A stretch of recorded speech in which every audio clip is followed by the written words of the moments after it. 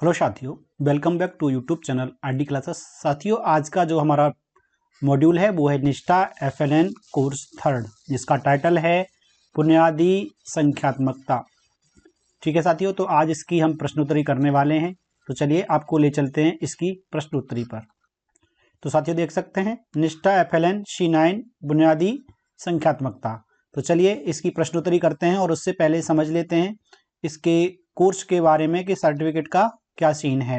यहाँ पर कोर्स के जो निर्देश हैं वो ये हैं, शॉर्ट में बता देता हूँ। सभी पाठ्यक्रम सामग्री से गुजरना अनिवार्य है। मतलब आपको सारे जो जितने भी कोर्स कई एक भागों में दिया गया है पाठ्यक्रम में तोड़ करके, तो उनको पूरा करना अनिवार्य है, 100% पूरा करना है। प्लस इसकी जो प्रश्नोत्तरी है उसको कम से कम आपको 70% प्रश्न मूल्यांकन में सही करने होंगे। और अगर आपका एक बार में 70% नहीं होता है तो दोबारा ट्राई कर सकते हैं, दोबारा नहीं होता तो 3 बार तक। 3 बार में आपको कम से कम 70% करना होगा। और इसके लिए सर्टिफिकेट जो है आपका 0 से 15 दिन यानी उसी दिन या 15 दिन के अंदर आपका आ जाएगा। ठीक है, तो चलिए अब चलते हैं प्रश्नोत्तरी पर। तो साथियों आकलन पर क्लिक करते हैं और ये प्रश्नोत्तरी आ गई है, और प्रश्नोत्तरी पर क्लिक करते ही इस तरह से हमारी प्रश्नोत्तरी खुल के सामने आ जाएगी। तो पहला प्रश्न आ गया है, निम्न में से किसमें एक संगतता शामिल नहीं है? तो इसका जो राइट आंसर है वो है आपका समूहन। Option B is the right answer, second. चलिए अब नेक्स्ट क्वेश्चन पर चलते हैं, और ये अगला क्वेश्चन। वैन हील के ज्यामितीय विचारों के स्तर के अनुसार दूसरा स्तर है, कौन सा दूसरा स्तर है?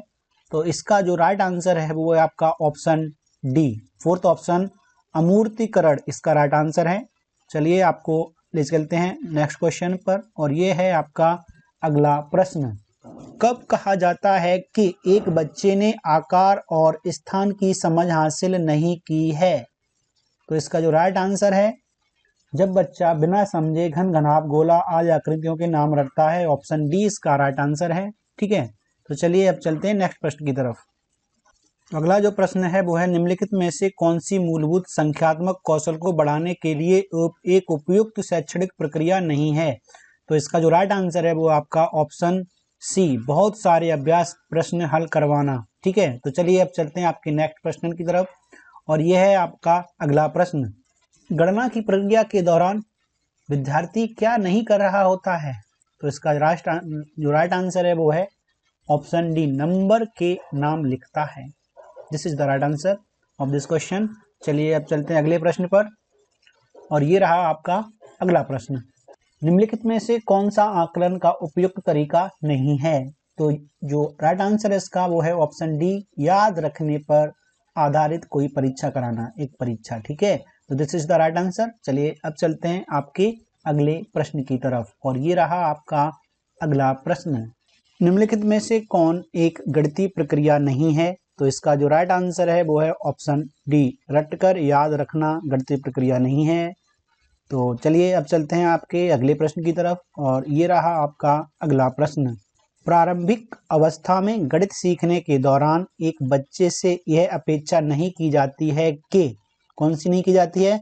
तो इसका जो राइट आंसर है वो है आपका ऑप्शन सी, गणितीय तकनीकों के लिए आवश्यक परंपराओं को जाने। ये इसका राइट आंसर है। तो चलिए अब चलते हैं इसका नेक्स्ट प्रश्न की तरफ, और ये रहा आपका अगला प्रश्न। एक संगतता की समझ के निर्माण के लिए बच्चों को किसका, यहाँ पर का अर्थ समझने की आवश्यकता नहीं है? तो इसका जो राइट आंसर है ऑप्शन डी, संख्या निर्देश करने की प्रणाली को समझने की आवश्यकता नहीं है। This is the right answer. चलिए अब चलते हैं नेक्स्ट प्रश्न की तरफ, और ये रहा आपका अगला प्रश्न।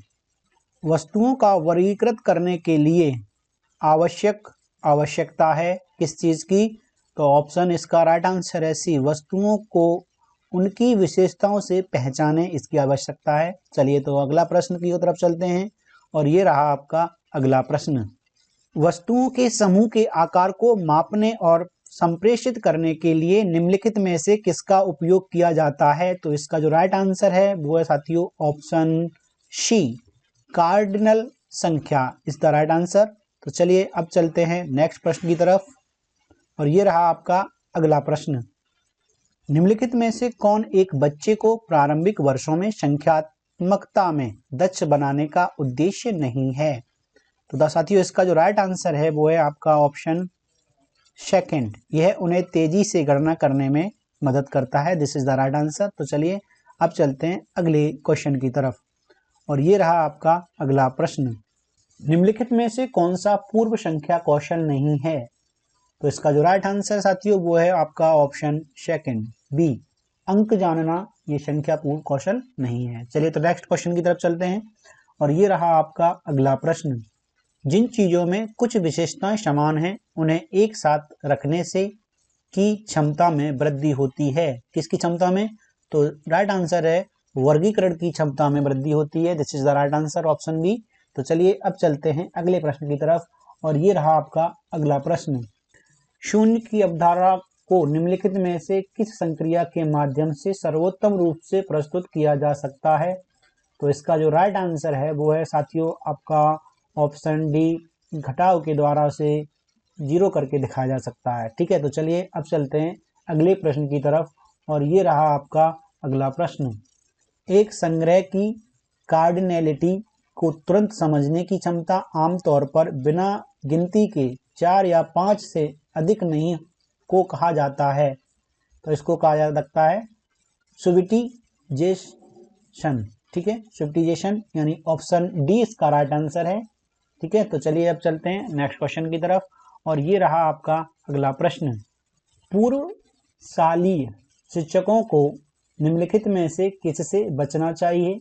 तो इसका जो राइट आंसर है वो साथियों ऑप्शन पहला ही आपका, बच्चों को संख्याओं की समझ से पहले संख्याएं लिखने को कहना। This is the right answer option A. चलिए तो अब चलते हैं अगले प्रश्न की तरफ, और ये रहा आपका अगला प्रश्न।